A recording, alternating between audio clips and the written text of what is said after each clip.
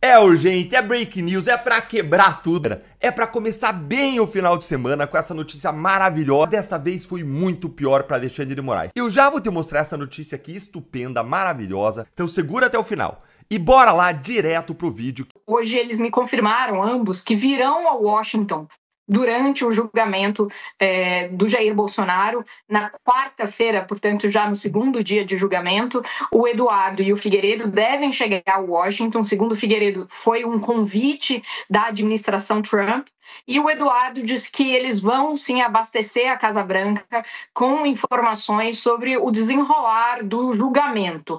Mas eles se recusaram a me contar com quem que vão se encontrar, quem são as pessoas, onde estarão. O que a gente sabe é que é possível que ambos fiquem na cidade até o fim do julgamento, que está previsto aí para o dia 12. E há, de fato, uma grande tensão, Diego, porque tanto do lado dos bolsonaristas quanto do governo Lula, existe aí uma percepção de que é muito provável que tenhamos, que vejamos novas ações dos Estados Unidos em relação ao Brasil, conforme vá ficando claro aí o placar em relação ao julgamento do presidente Bolsonaro. E ele próprio, né, segundo os nossos colegas apuraram aí em Brasília, ele próprio acredita que vai ser condenado, né? Talvez por isso essas informações estão chegando nos Estados Unidos e de lá para cá a informação que nós estamos tendo é que a cada voto condenando o ex-presidente Bolsonaro será emitida uma Magnitsky diferente para cada magistrado em tempo real. Ou seja, não vai haver complacência que está havendo até o momento com o ministro Moraes. Inclusive, a dele será apertada. Essa é a informação que já estão circulando por aí, fazendo circular. E a dos outros, a Magnitsky dos outros, já vai chegar no padrão mais alto. No padrão mais alto. Ou seja, o tempo vai fechar, a terra vai tremer e o véu do templo vai rasgar de cima a baixo.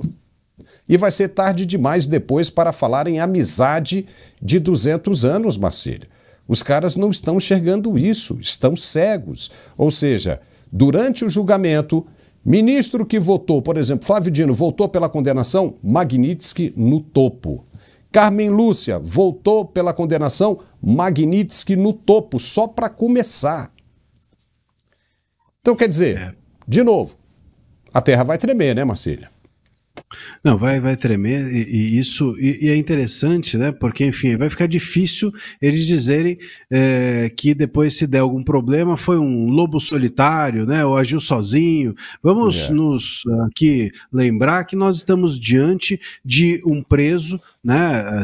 Veja, ele está preso, né? Domiciliarmente, mas está preso.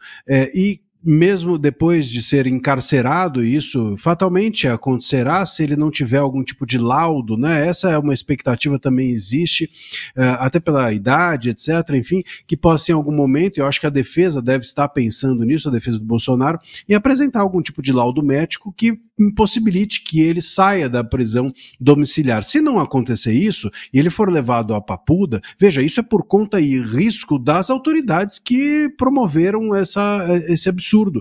Aliás, rompendo até com a tradição e jurisprudência do próprio STF ao prender outros ex-presidentes. E o ponto aqui é que essa questão da segurança está nas mãos do Estado. Um preso, ele está sob custódia do Estado. Se algo acontece a ele, é culpa do Estado, independente de ter havido ou não uma intenção de que houvesse um resultado danoso ao preso. Todo mundo sabe que o PT e essa facção criminosa, eles não perdem uma oportunidade de usar tragédia para avançar suas pautas. Rio Grande do Sul, aquela catástrofe que aconteceu lá. Eles usaram o Rio Grande do Sul para tentar censurar a internet e para roubar milhões e milhões com compra de arroz de outros países, que virou até o Arrozgate, ficou tão ruim que eles tiveram que recuar. Vídeo do Felca, recentemente, né, mostrando o que está acontecendo com as nossas crianças. Eles usaram essa tragédia para tentar censurar a internet. E agora veio essa atuação, essa ação hoje contra facções criminosas, contra o PCC, envolvendo postos. E lá vai o governo tentar usar isso de novo. Só que aqui tem duas coisas, tem um agravante, tá? E se eu te falar que o governo, a Polícia Federal, o diretor da Polícia Federal, eles não faziam ideia e eles não foram os protagonistas nessa ação. Quem começou essa ação foi São Paulo, foi a Polícia de São Paulo, o Ministério Público de São Paulo, do Tarcísio, malvadão, sabe? Foi em São Paulo que começou a investigação, que depois se ampliou, ramificou para outros estados. Depois entrou a Receita Federal, que não tem nada a ver com a Polícia Federal, tá? Absolutamente nada a ver. Então foi São Paulo e a Receita Federal que criaram toda essa ação e que causaram esse ato de hoje, que foi a maior ação contra o crime organizado. A Polícia Federal entrou nos momentos finais, quando já não tinha como segurar mais. Porque, convenhamos, o PCC é um amigo próximo do PT há décadas, e a gente sabe disso. O PCC tem diálogo cabuloso com o PT. O PT jamais, essa polícia do PT, jamais ia criar uma ação contra a facção criminosa e o Comando Vermelho, sendo que a facção criminosa e o tráfico de droga financia a esquerda no Brasil. Agora vamos lá. Eu quero que você repare, aqui foi logo que aconteceu a ação policial, o Andrei, o diretor da Polícia Federal, foi dar umas respostas. Preste atenção como que ele não sabia de nada do que estava acontecendo, porque ele foi pego de surpresa. Quem são os presos de hoje? 6 presos. Quem são os presos de hoje? São processos ainda sob sigilo, Jonas. Nós não vamos aqui tratar disso. Peraí, preso, depois que foi preso, não está mais sob sigilo. Depois que uma pessoa determinada a prisão dela, é obrigação divulgar, porque só se prende em sigilo em ditadura. Ele não sabe o nome das pessoas que foram presas porque ele não participou do inquérito, da investigação. Foram pegos de surpresa. Mas são pessoas que têm destaque, né, nesta investigação. Veja uma operação desse tamanho com apenas 14 mandados de prisão, quer dizer que nós visamos aqueles que estão na liderança desse processo. Então, cumprimos 6 mandados hoje, ainda há outros foragidos e vamos... Ele não sabe quem são as pessoas que foram presas. E aí, dá aquela resposta genérica. Bom, vamos passar para o próximo que eu quero que você assista. Aqui o Haddad, que também não entendia nada do que estava acontecendo, mas viu ali uma oportunidade. Uma oportunidade de resgatar o monitoramento do Pix. Lembra do escândalo do Pix? Se vocês lembram que graças à mobilização popular a gente conseguiu evitar que o governo enfiasse os olhos nas nossas movimentações para roubar dinheiro, para taxar a gente, porque o objetivo era esse, monitorar, quem movimentasse acima de 5 mil seria taxado. A primeira reação do Haddad foi essa. Nós estamos atuando hoje em 10 estados para esse fim. Acabaram servindo de veículo para o crime organizado lavar dinheiro, e isso tem nos preocupado muito. A partir de amanhã, as fintechs terão tratamento de banco, ou seja, elas terão que prestar os mesmos esclarecimentos sobre movimentação financeira, sobretudo essas completamente inusuais, né? E nós vamos poder, a partir daí, destrinchar outros esquemas de lavagem de dinheiro com muito mais rapidez. A lavagem de dinheiro acontecia nos postos. Preste atenção. Uma fintech estava envolvida nessa operação. Com, sei lá, 70 delegações de diligências. O governo imediatamente viu uma oportunidade de resgatar o monitoramento, fiscalização de transação bancária para poder pegar o nosso dinheiro. Olha o que eles fizeram. Beleza. Vamos para a próxima parte que eu quero mostrar, que é esse aqui, ó.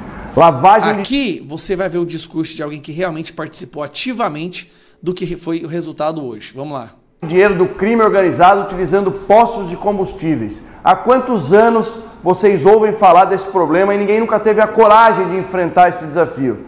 Graças ao trabalho sério, competente, inteligente e integrado entre o Ministério Público, a quem eu rendo aqui as minhas homenagens, o meu agradecimento, as Forças de Segurança de São Paulo, lideradas pelo nosso governador Tarcísio de Freitas, que colocou a pauta do combate ao crime organizado como prioritária no nosso estado desde o início da gestão. Tem falas do governador em 2023 falando que nós enfrentaríamos a lavagem de dinheiro do PCC utilizando postos de combustíveis. Hoje deflagramos a maior operação da história para esse tipo de combate. Uma operação estritamente de inteligência.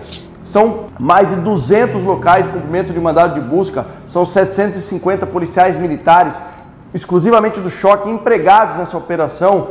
São policiais do Departamento de Operações Especiais, o DOP da Polícia Civil, cumprindo também mandados de busca, a Secretaria da Fazenda, a nossa PGE, em apoio ao Ministério Público de São Paulo, que foi o grande cérebro dessa operação, cerca de 8 meses atrás, quando iniciaram todo esse trabalho, identificando mais de 200 CNPJs que faziam essa lavagem. Bom, e ele continua explicando detalhe por detalhe. Esse vídeo foi gravado logo após a operação. Aqui você escutou alguém que participou ativamente, que entende o que aconteceu, e foi em São Paulo, com o governo do Tarcísio, com o Derrite, que tudo isso se deu início. A Polícia Federal do Lula foi pega de surpresa, foi obrigada a pular dentro do barco, deu entrevista sem saber do que estava acontecendo, e agora estão dando coletivas de imprensa por aí, como se eles estivessem por trás de tudo. Agora, o que eles vão usar? Quero que você entenda. Para você entender como que eles vão usar de forma absurdamente perversa o que acabou de acontecer, eu quero te mostrar isso aqui, ó. Olha isso aqui. A conexão entre vídeo do Nicolas sobre Pix e a operação ao PCC. A conexão entre vídeo, ó. O secretário da Receita diz que norma sobre fintechs teve de ser revogada após onda de fake news. Operações mostram que quem ganhou com essas mentiras. O que era a norma sobre as fintechs? Lembra que eles queriam fiscalizar e monitorar todas as transações de todo mundo no Brasil para depois ir taxar?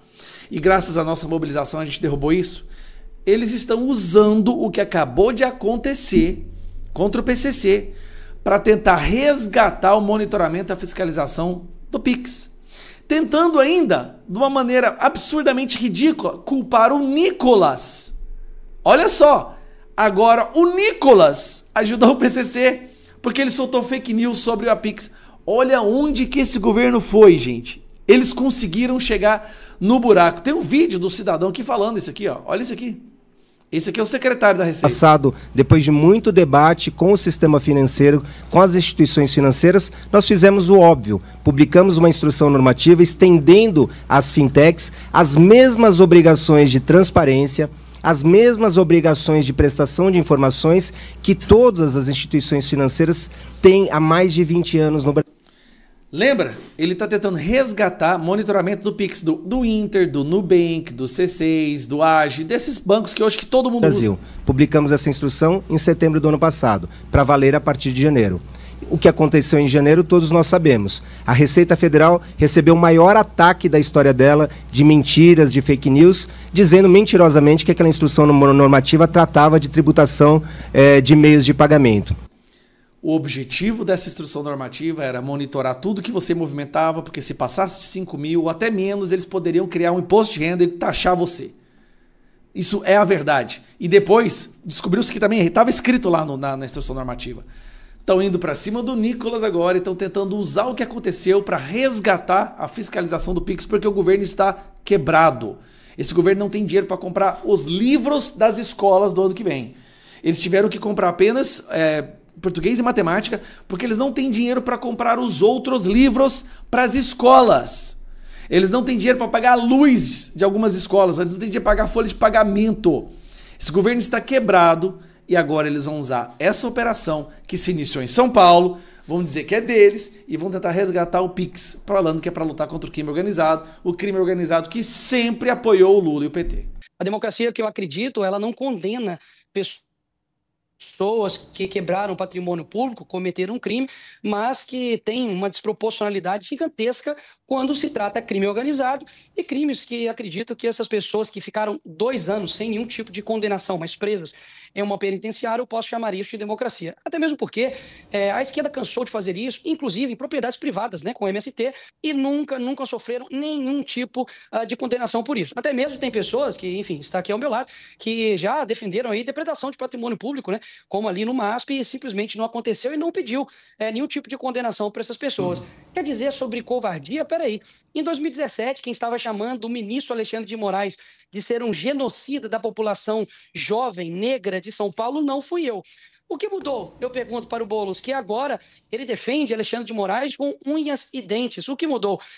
Deixou de fato de ser covarde ou agora mudou a sua visão com relação às medidas autoritárias do Alexandre de Moraes? O Bolsonaro não está sendo julgado nem pelo plenário, está sendo julgado por uma turma em que 5 deles, 2 ali foram indicados pelo PT, os outros 2 também indicados pelo Lula, um sendo ex-advogado do Lula e o outro amigo de Lula, que é o Dino, e o outro é o Alexandre de Moraes, que tem parte interessada no julgamento, afinal de contas, ele também se coloca como vítima. Não estamos dando exemplo de absolutamente nada, o mundo já está vendo isso, e espero que, obviamente, essas pessoas tenham penas proporcionais, né? E aquilo que não está sendo feito, ou seja, que sejam, então, anistiadas, já que não tem senso de responsabilidade pelo jurídico do nosso país.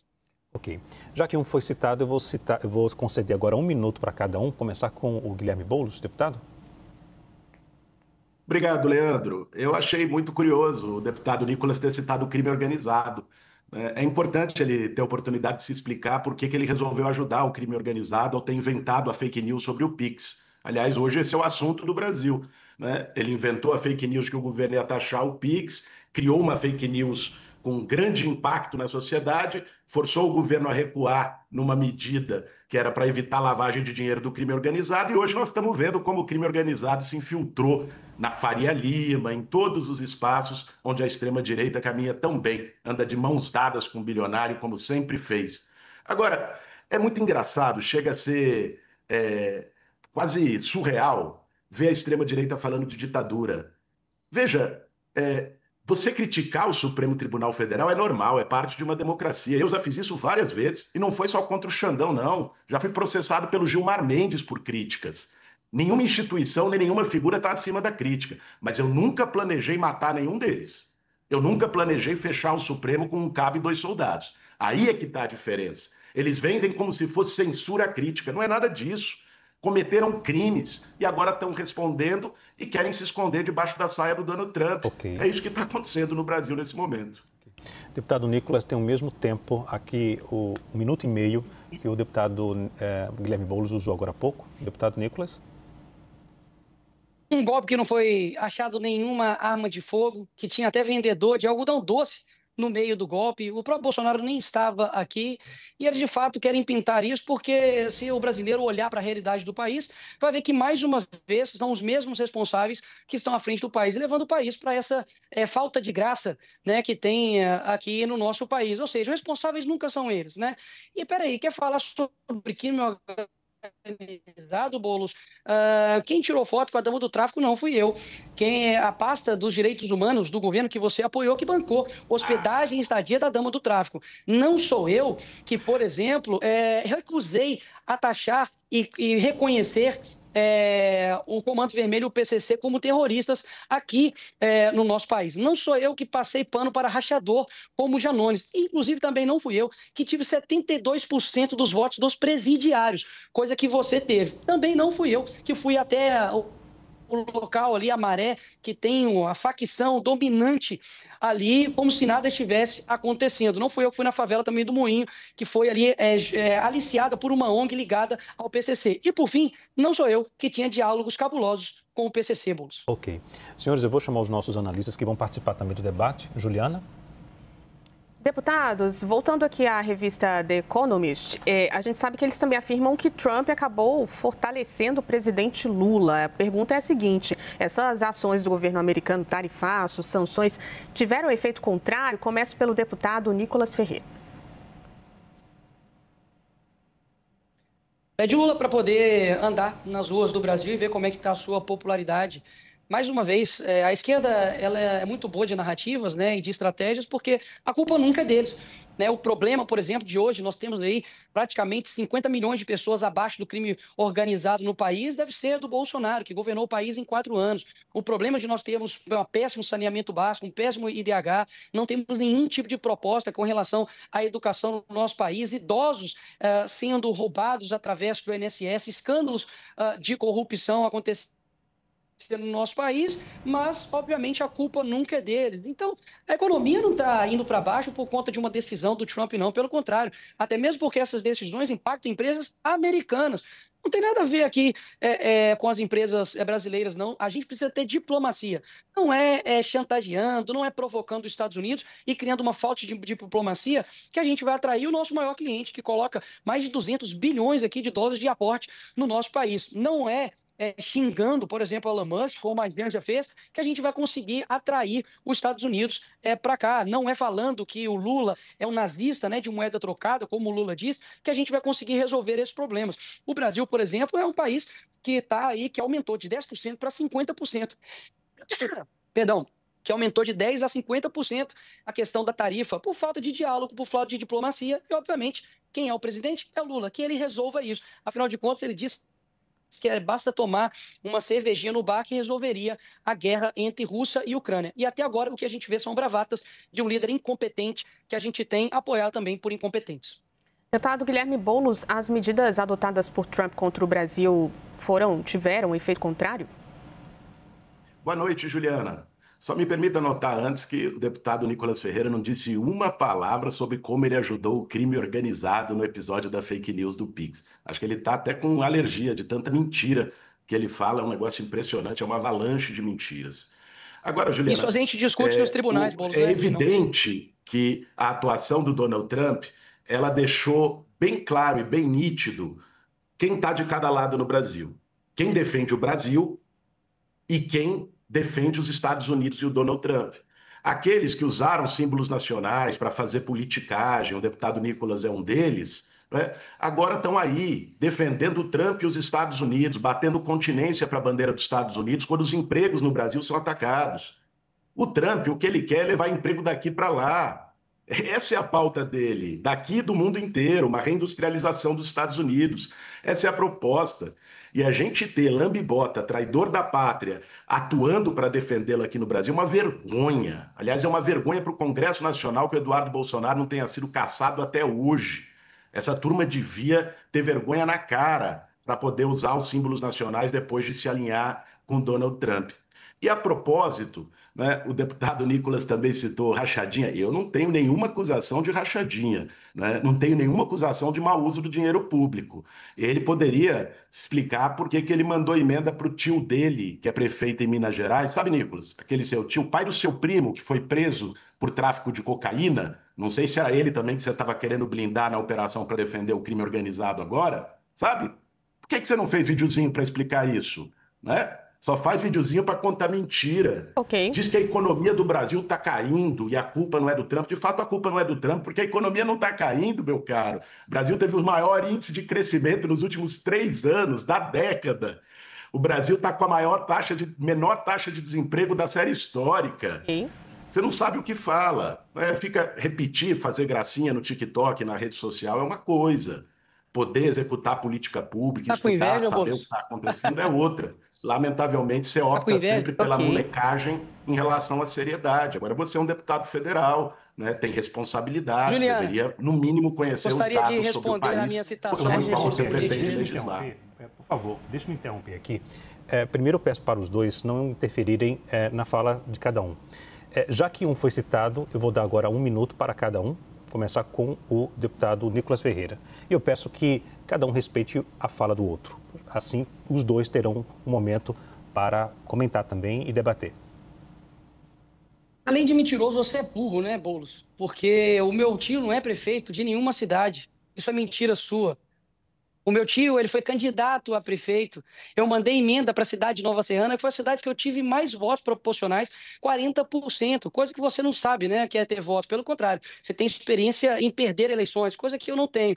Agora, qual é o problema de eu mandar emendas para poder ajudar a pavimentar uma cidade? Você está querendo dizer que isso tem algum tipo de relação com o meu primo ser preso? Imagina se todo brasileiro responder pelos crimes que os seus parentes cometem. Agora, na falta do que me acusar, você fala a respeito disso, querendo inclusive me atrelar aqui agora a questão do meu vírus do PIS com crime organizado. Você, Boulos, literalmente, assim, é sem brincadeira mesmo, te falta capacidade mental para poder atacar o seu opositor. Você foi, sabe, despreparado aqui para o debate, falta de assessoria, porque é tudo isso que você tem para me atacar. Você acha mesmo que eu, que sou uma pessoa que não tem pingo de processo sobre nada de corrupção, você acha mesmo que vai colar que eu estou ajudando o PCC e CV? O teu governo, que você apoiou, que tem diálogos cabulosos com o PT. Eu peço mais um tempo aqui para finalizar, porque não é qualquer tipo de acusação, né? É uma acusação muito séria e eu só não estou delongando mais isso aqui, Boulos, porque obviamente isso vai ser discutido na justiça. Você acusar um deputado de ter uma relação, ter ajudado o crime organizado, é algo muito sério. As suas risadas, e como diria o Olavo, depois você pesquisa a continuação dessa frase. Risadinha é argumento de pesquisa e depois me fala. Obrigado, Leandro. Deputado Guilherme Boulos, mesmo tempo, por favor. Obrigado, Leandro. Mais uma vez, ele não respondeu por que ele atuou contra o Pix, fez fake news, o que, como foi demonstrado na operação da Polícia Federal com o Ministério Público e a Receita hoje, contribuiu para a lavagem de dinheiro do crime organizado. Deve ter algo para esconder. Mas nós podemos falar de mais coisas, Nicolas. Não é? Por que você e o seu partido são a favor da PEC da blindagem? para favorecer parlamentares e garantir mais privilégios para os parlamentares. Você diz que defende o povo, você diz que é contra o sistema. Por que você não defende que 90% dos brasileiros deixem de pagar imposto de renda só porque a proposta é do Lula? Por que você não defende taxar bilionários? Por que você nunca disse uma palavra sobre os juros de agiotagem dos bancos no Brasil? Né? Você é uma hipocrisia ambulante, Nicolas. Né? Eu não tenho falta de assessoria, tenho muito bons assessores. Mas se tivesse, melhor seria ter falta de assessoria do que falta de caráter, como você e a sua trupe da extrema-direita têm. Vocês não têm, inclusive, a hombridade de responder por aquilo que fazem. No momento de cometer crime, era todo mundo valentão, dizendo até que era da SWAT. No momento de responder pelos crimes, ai, por favor, pelo amor de Deus, me dá anistia, devolve meu passaporte, agora o Brasil virou uma ditadura. Vocês não têm ideia do que é ditadura. Ditadura é o que vocês sempre defenderam. É a ditadura que fez o AI-5, pelo qual vocês fizeram ato defendendo em homenagem, que fechou o Congresso, que perseguiu opositores. Ok. O Bolsonaro não está sendo julgado no porão do DOPS, não. Está sendo julgado com amplo direito de defesa e transmitido para o Brasil inteiro. Vocês não têm autoridade moral para falar sobre democracia. Okay. Sempre foram defensores da ditadura militar. É isso que você, ainda moleque, e o seu campo político representam. Lamento. Se isso te dói e faz você atacar, vir para a ofensiva, ficar vermelho, deputado, eu lamento, mas são os fatos. Senhores, eu vou chamar o nosso analista Pedro Venceslau, que também participa do debate. Pedro? Boa noite, deputados. Começando pelo Nicolas. O deputado licenciado Eduardo Bolsonaro disse que não vai haver eleição em 2026 se não tiver a presença de Jair Bolsonaro, que está inelegível. Dito isso, disse também que Donald Trump não vai reconhecer as eleições do ano que vem se não tiver a presença do ex-presidente da República. Nicolas, eu te pergunto, depois faço a mesma pergunta para o Guilherme Boulos. Isso significa que não deve acontecer eleição no Brasil em 2026 sem a presença de Jair Bolsonaro? O que significaria Donald Trump não reconhecer essa eleição? As eleições de 2026 sem o Bolsonaro é uma clara tentativa de burlar o processo eleitoral, porque, afinal de contas, saem pesquisas todos os dias mostrando que Bolsonaro ganharia de Lula. Ou seja, é muito fácil você tirar um oponente numa corrida eleitoral dizendo que ele cometeu um golpe, falando que é em defesa da democracia, inclusive, antes mesmo da condenação, o ministro pela democracia dizendo que já está preparando a cela dele. Ou seja, podemos dizer que já é um julgamento, né, com cartas marcadas? Óbvio, é um julgamento onde as pessoas têm parte interessada naquele processo. Suspeição para quê, né? Então é claro que eles não deixam o Bolsonaro concorrer à eleição, não por conta de corrupção, tá? Não tem uma linha de corrupção ali, nunca foi condenado por nada. Bolsonaro, inclusive, está preso por conta de um suposto golpe. Olha só, é necessário inventar algo para poder colocar o Bolsonaro calado. Ele literalmente não está podendo dar entrevistas, coisas que o ex-presidiário do Lula, apoiado pelo Boulos, pode dar, coisa que Champinha pode também dar entrevistas. Pode dar, por exemplo, também entrevistas Suzane Richthofen, o Marcola. Agora, todos cometeram crimes gravíssimos. Bolsonaro, que é o primeiro ex-presidente condenado por não corrupção, sai das eleições, obviamente, porque ganharia dessa incompetência que é esse governo atual. Então, esse recado que está dando é o seguinte: realmente vai ser ignorado a palavra da maior nação do mundo, do homem mais poderoso que nós temos, vai ser isso deixado de lado? Por que não é colocado aí as mensagens que foram vazadas pelo ex-assessor de Alexandre de Moraes, mostrando o modus operandi, como o ministro Alexandre de Moraes perseguia as suas vítimas? Um homem, por exemplo, foi mantido preso por conta de uma publicação em 2018. Ou seja, é muito claro de que nós temos hoje uma perseguição política a todo o campo da direita, porque, caso contrário, não é dessa forma que a esquerda consegue ganhar as eleições. Deputado Guilherme Boulos, caso Donald Trump não reconheça a eleição no Brasil, qual é o significado disso aqui no país? Boa noite, Pedro. Bom, a atuação dos Estados Unidos para sabotar projetos soberanos na América Latina vem de longa data. Todo mundo sabe qual foi o papel do embaixador Gordon no golpe de 1964, que o bolsonarismo defende e exalta. Não é? Os Estados Unidos sempre tratou a América Latina e o Brasil como seu quintal. É assim que eles tratam. Por isso que eles ficam tão nervosos quando encontram uma autoridade aqui que diz não, nós não vamos nos ajoelhar. Aliás, foi a capa do New York Times há algumas semanas, né, que o presidente Lula foi o único que enfrentou o Donald Trump, que é o que deve ser feito. Soberania não se negocia. É vergonhoso ver um monte de traidor, e ainda traidor com mandato. Eu fico pensando, se o Eduardo Bolsonaro fosse deputado norte-americano e conspirasse contra o seu país, ele estaria, essa altura, em Guantánamo, preso pelo Estado norte-americano.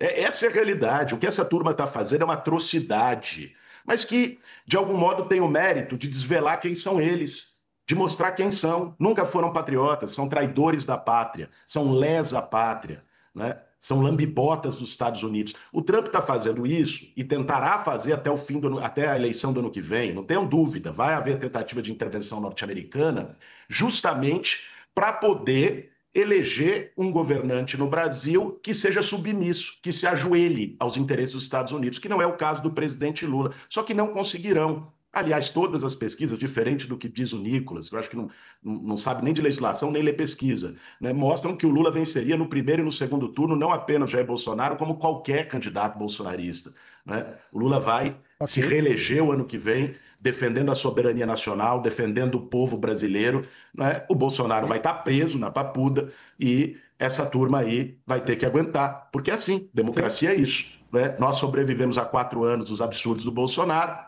agora eles aguentem e convivam com a democracia. Leandro. Senhores, o julgamento de Jair Bolsonaro é uma lição democrática ou um excesso? Começo com o deputado Guilherme Boulos. Olha, o julgamento do Jair Bolsonaro é uma demonstração de que as instituições do judiciário brasileiro estão funcionando. Não se curvaram à tentativa de golpe de Estado. É importante, e eu uso esse tempo aqui, Leandro, para dizer o seguinte: eu li a denúncia do Paulo Gonet, procurador-geral da República, da primeira à última página. A extrema-direita fica dizendo de que não há elementos, que é só a delação do Mauro Cid. Mentira. Ou não leram ou estão mentindo.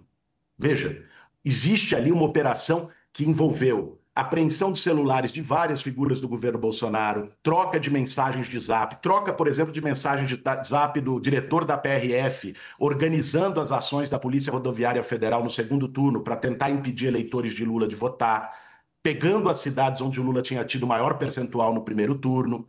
Depois, a reunião do Jair Bolsonaro, já detalhada, com os comandantes das forças, tentando pressioná-los a assinar um decreto de golpe de Estado. Isso só não aconteceu porque o comandante do Exército, o general Freire Gomes, e da Aeronáutica, Batista Júnior, não aceitaram a imposição do Bolsonaro e, no desespero, o punhal verde e amarelo numa tentativa de matar o Lula, o Alckmin e o Xandão. É um golpe impresso e auditável, como eles bem gostam. Uma tentativa de golpe está ali, está tudo desenhado. Então, eles jogam com a narrativa, naturalmente. Só que ali no judiciário, nas provas, não é a narrativa que vai prevalecer. Por isso a tendência é a condenação do Jair Bolsonaro para responder pelos seus crimes. Algo que já deveria ter sido feito lá na transição da ditadura militar nos anos 80, quando torturadores, generais golpistas saíram ilesos. Agora é a hora dessa turma responder pelos seus crimes para dizer que o Brasil não abre mão da democracia. Nem da democracia, nem da soberania para o choro da extrema-direita. Deputado Nicolas Ferreira, o julgamento de Jair Bolsonaro é uma lição democrática ou um excesso? Muito jargão e pouca verdade. A realidade é que a gente está vendo um julgamento que tem zero ampla defesa, pelo contrário, os próprios juízes manifestam fora dos autos, dão suas opiniões, ele é a pessoa que investiga, é a vítima ao mesmo tempo, tem parte interessada nisso. Agora, vamos lá, o golpe que aconteceu aqui no dia 8 é um crime impossível, é querer envenenar alguém com um copo de água potável. Afinal de contas, repito, não tinha-se uma arma de fogo, você tinha ali pessoas vendendo algodão doce no meio daquilo dali. Se estivessem de vermelho, como já aconteceu diversas vezes pela esquerda, queimando, por exemplo, o Ministério da Educação, invadindo propriedades privadas como o MST, não tinha nenhum tipo de julgamento, como não aconteceu com nenhum dos black blocs que destruíram também patrimônio público em São Paulo. Ou seja, está tudo muito claro. E se as pesquisas mentirosas, mas que o Boulos diz aí que o Lula está na frente e ganha do Bolsonaro, deixa ele competir então. Qual que é o medo? Qual que é o problema? Já que ele vai ganhar, deixa ele competir agora. Retirar uma pessoa legítima que perdeu aí, né, por 1% dos votos, de competir uma eleição que na passada foi totalmente parcial a condução dela, afinal de contas, não podia atrelar PT com ditadores da Nicarágua e, por exemplo, Nicolás Maduro. Boulos querer pagar aqui para todo mundo na CNN que é defensor de democracia. Tá de sacanagem. Defensor de Nicolás Maduro, que passa tanque de guerra em cima das pessoas, que exalta Che Guevara, que fuzilava homossexuais e negros, inclusive. Isso aí o Fidel Castro, na Folha de São Paulo, disse isso em entrevista, que se arrepende desses atos que fez, que levanta bandeiras da esquerda, que matou dezenas de pessoas, milhões de pessoas no mundo inteiro. Que tipo de democracia é essa? Qual deputado que teve as suas contas derrubadas? Qual deputado foi cassado de esquerda? Nenhum. Agora, de direita, Daniel Silveira está preso por quê, senhores? Por crime de corrupção, por desviar bilhões do INSS? Está preso por crime de opinião, olha. 5 anos sem poder nem ver a sua filha crescer. Você tem diversos deputados que estão sendo caçados. A minha rede social foi derrubada depois das eleições pelo ministro Alexandre de Moraes. E por quê? Não sabe explicar o porquê. Porque literalmente é uma caça às bruxas a quem discorda. Se eles pudessem, eles não estariam me caçando, não. Eles estariam colocando num paredão de fuzilamento. É isso que a esquerda sempre fez na história inteira da humanidade. Agora, ele acha que ele, com essa carinha aí de songamonga, vai literalmente convencer as pessoas de bem de que eles são defensores da democracia e nós somos os totalmente errados. Vocês é que estão ao lado de ditadores ao longo da sua história. Eu não. Eu estou ao lado do certo e o Brasil todo vê isso. Senhores, para a gente encerrar, eu vou conceder 30 segundos para cada um. Deputado Guilherme Boulos. Como você é burro, Nicolas. Eu achava que era só hipocrisia, cinismo, mas é burrice também. Quem é democrata para você, cara? É Brilhante Ustra, que torturava mulheres com ratos na vagina? Ele que o seu chefinho Bolsonaro disse que tinha como ídolo. Qual é a autoridade moral que você acha que tem para falar sobre democracia? Você é moleque, tá vendo agora as coisas, mas você se alinhou a um campo político que historicamente não só defendeu ditaduras, como praticou, torturou gente, matou gente. Não seja irresponsável. Ser burro, todo mundo tem o direito de ser e você está exercendo o direito, normal. Agora não seja irresponsável e leviano com a memória das pessoas que perderam gente querida pela ditadura militar brasileira. Ok. Deputado Nicolas Ferreira, mesmo tempo. 1 minuto. Boulos, você não consegue nem respeitar o tempo, cara. Seus 12 neurônios não deixam. Presta atenção aqui. Não adianta fazer jargões midiáticos, tentar colocar, basicamente, pintar uma figura do que eu não sou. Quem está ao lado de ditadores são vocês. Quem literalmente tem guiado esse país a um desastre são vocês. Mais uma vez, não sou eu que nego a reconhecer CV e PCC como terrorismo, que tira foto com dama do tráfico e banca ela, e que basicamente tem uma vida que a única coisa que você tem que dizer sobre mim é de moleque. Eu não tenho nenhuma vergonha sobre a minha juventude. Eu teria vergonha de ter a sua idade e continuar comunista. Polícia Federal teme que Bolsonaro fuja no porta-malas de um veículo ou fantasiado. Por isso recomenda agentes 24 horas dentro da casa de 2 presidentes. Bolsonaro vai se fantasiar de quê? É sério, vai se fantasiar de quê? Não, sério, vai botar o quê? Uma roupa de Batman e sair na calada da noite? Vai se fantasiar da Xuxa? Isso é a imprensa brasileira. Aí depois o pessoal vai falar, não, olha só, a imprensa é parcial, a imprensa tá... Não, você tá exagerando, né? O jornalismo profissional, né, que merece super respeito.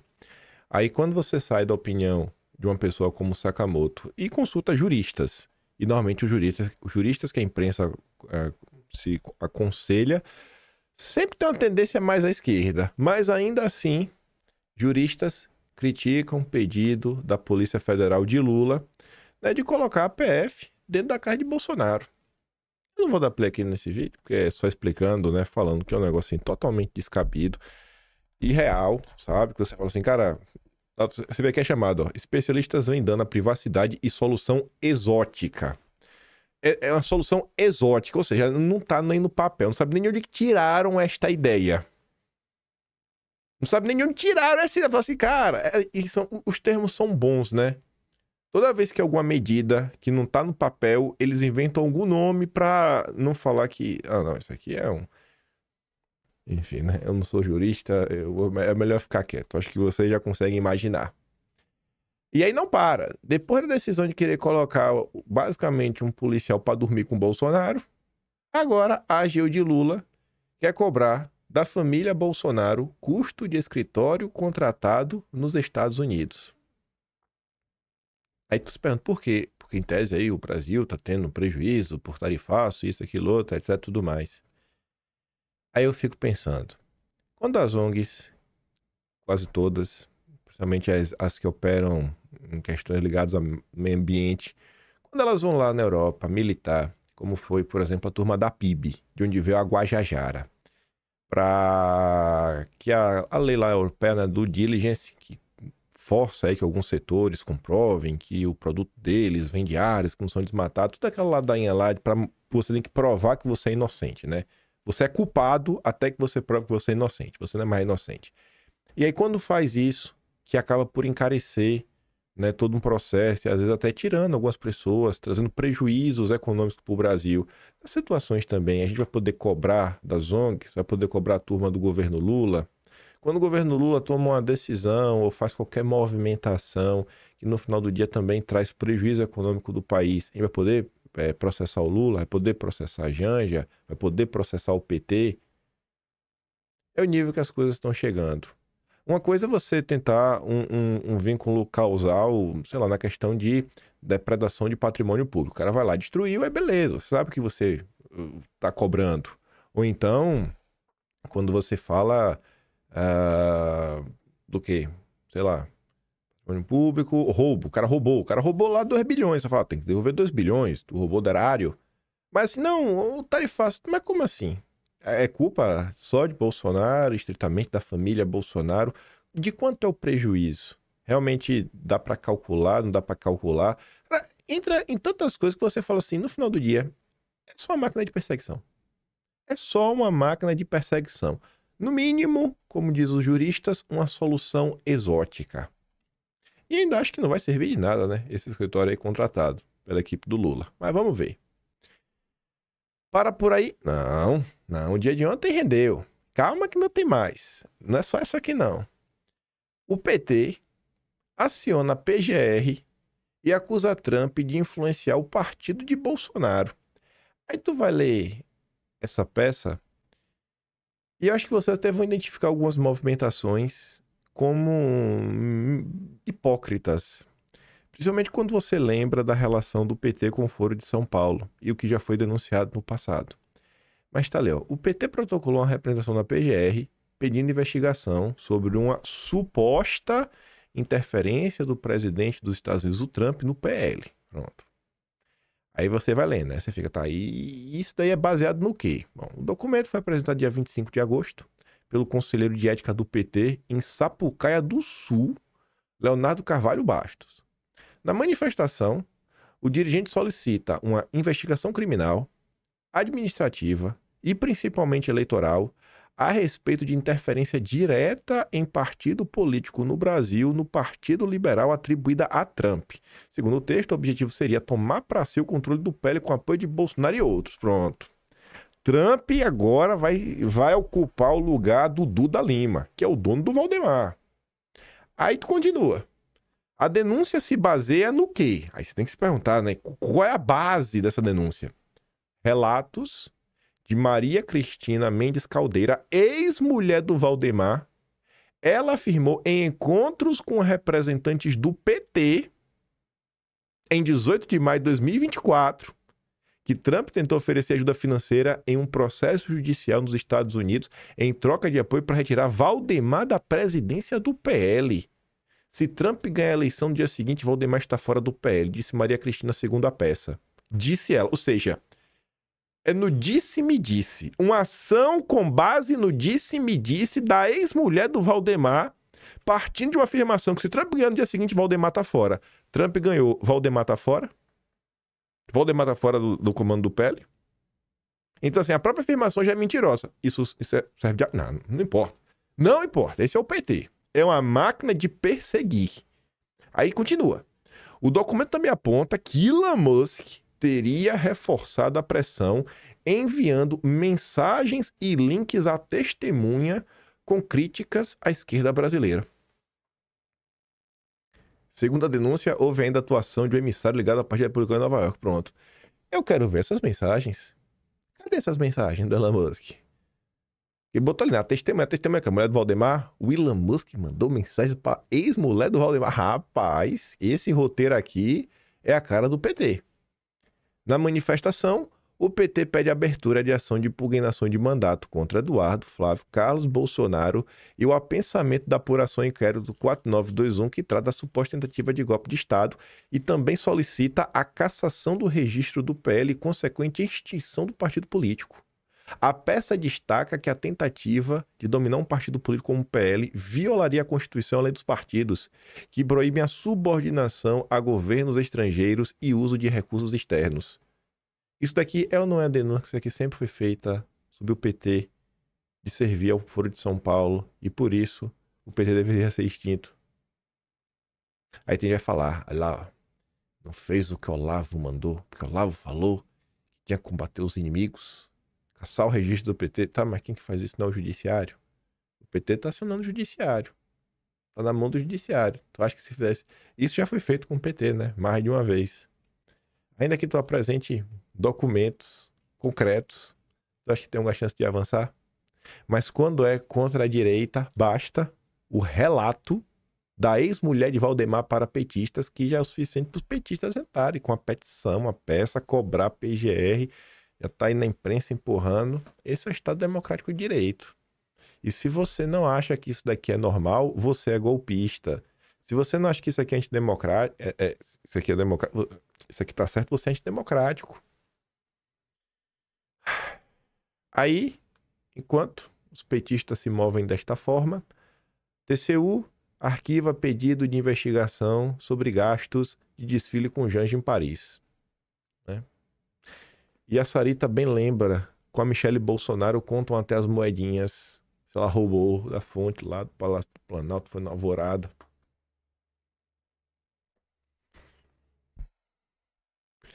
O tratamento, né, no Brasil é sensacional.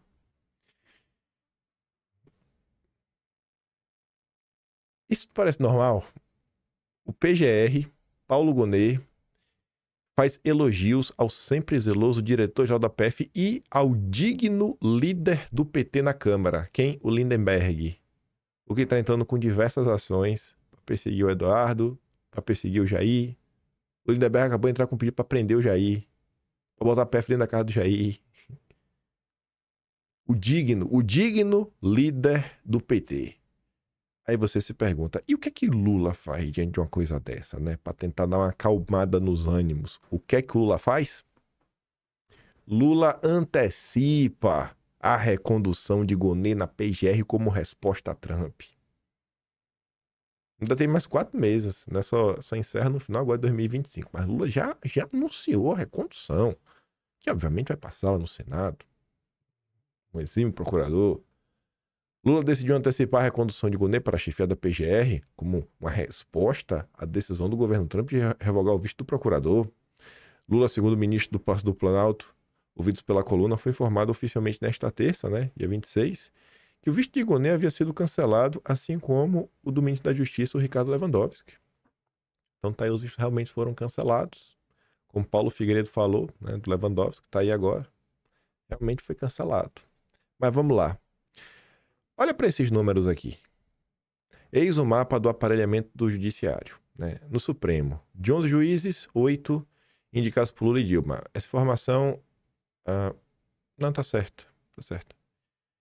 Porque um é o Gilmar Mendes, que foi indicado pelo FHC. Então tá certo. STJ, de 34, 28 indicados por Lula e Dilma. Desembargadores, 141. 92 indicados por Lula e Dilma. TRF4, 27. 22 indicados por Lula e Dilma. Com essas informações em mente, vejam isso daqui. Passou batido aí aos olhos da rede social, né? Isso aqui foi publicado na madrugada de ontem, né? 00:06, então teve o dia todo ontem, acho que não vi ninguém comentando sobre isso. Podia ser só uma matéria qualquer de opinião, só que é a opinião do editor executivo do Globo, jornal de maior circulação no país. O risco para o Supremo não está no Senado, mas no Planalto. Aí você fica assim, tá risco de quê? O perfil dos escolhidos nos próximos anos poderá dominar o Supremo por décadas. Aí você começa a ler para entender o que é que o manda-chuva do Globo está falando. Esse aqui é o primeiro parágrafo. Em junho de 22, a Suprema Corte Americana, numa virada histórica, reverteu a decisão do Roe vs. Wade, que garantiu o direito ao meu corpo e minhas regras nos Estados Unidos. Um ano depois, novamente por 6-3, definiu que as universidades americanas não poderiam mais usar a raça dos alunos para selecioná-los. A guinada conservadora da justiça americana não se deu depois de uma ofensiva parlamentar que tenha levado ao impeachment de seus juízes ou aumentado o número de cadeiras, como prega a receita contemporânea de desconstrução das democracias. Foi obra da fortuna e do método do Partido Republicano. Além de usar sua maioria parlamentar para bloquear a indicação do Barack Obama, e esse aqui é um ponto que ter maioria no Senado ajuda muito, se você tem maioria no Senado, você pode barrar quem você quiser. Você pode barrar quem você quiser. Mas tem maioria de verdade, né? Será que a gente vai ter? Eu falo pra vocês assim, maioria, né? Sem direita, né? Daquele jeito, né? Tipo Ciro Nogueira, né? A maioria. Mas a maioria sim, eu acho que tem. Enfim, apontar nomes ideologicamente leais e jovens que ficariam décadas na corte onde o cargo é vitalício. Bolsonaro já cantou em verso e prosa que sua maior missão em 26 é garantir a eleição de um Congresso abertamente conservador. Mais que isso, deixa claro que o foco está em assegurar, no Senado, uma maioria que permita a seu grupo enquadrar o Supremo. O som é a votação do impeachment de Moraes à frente. A preocupação é evitar o assalto bolsonarista ao Supremo. É assalto.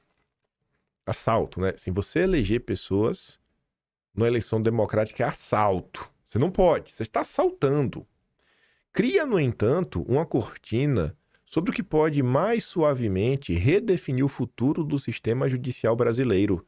A questão não está em quem chegará ao Salão Azul do Senado, mas sim em quem tomará posse no Palácio do Planalto. No próximo mandato presidencial, 3 ministros de perfil moderado. Veja quem são os moderados. Fux, Gilmar, moderadíssimo, e Carmen, só a nata da moderação, atingirão a idade limite de 75 anos e serão obrigados a se aposentar. O próximo presidente indica 3. Os 2 mais progressistas do tribunal, Barroso e Fachin, terão de pendurar toga em 33, né, que é o mandato seguinte. Depois desse grupo, as próximas saídas compulsórias só ocorrerão a partir de 2042. O perfil dos escolhidos nos próximos anos poderá dominar o Supremo por décadas. Desde o segundo mandato de Lula, o Supremo aproveitou-se muitas da omissão parlamentar. Gente, o que é? Até hoje eu quero entender o que é omissão parlamentar. Não existe omissão parlamentar. Você não debater um assunto não é uma omissão, é uma decisão. É a decisão de que tá bom. É a decisão de você não quer mudar. Você não é omisso, você só não quer mudar. Você está satisfeito como as coisas estão. Esse é o editor executivo do Globo. Então, esse é o cara que dá a ordem da linha, né, editorial do jornal. Isso daqui é o que o jornal o Globo vai defender. É de cima para baixo. Aqui tem hierarquia. Enfim, eles aproveitaram essa omissão para adotar uma série de decisões históricas em defesa de direitos e liberdades individuais. Aí a gente vai ver que grandes decisões são essas. Tendo os ministros que agora se aproximam da aposentadoria, personagens cruciais para essa agenda. Fux, Gilmar e Carmen altaram aliados em 2011 e 2012 a favor do reconhecimento das uniões homoafetivas, liberação do meu corpo e minhas regras anencéfalos, legalidade de cotas raciais nas universidades.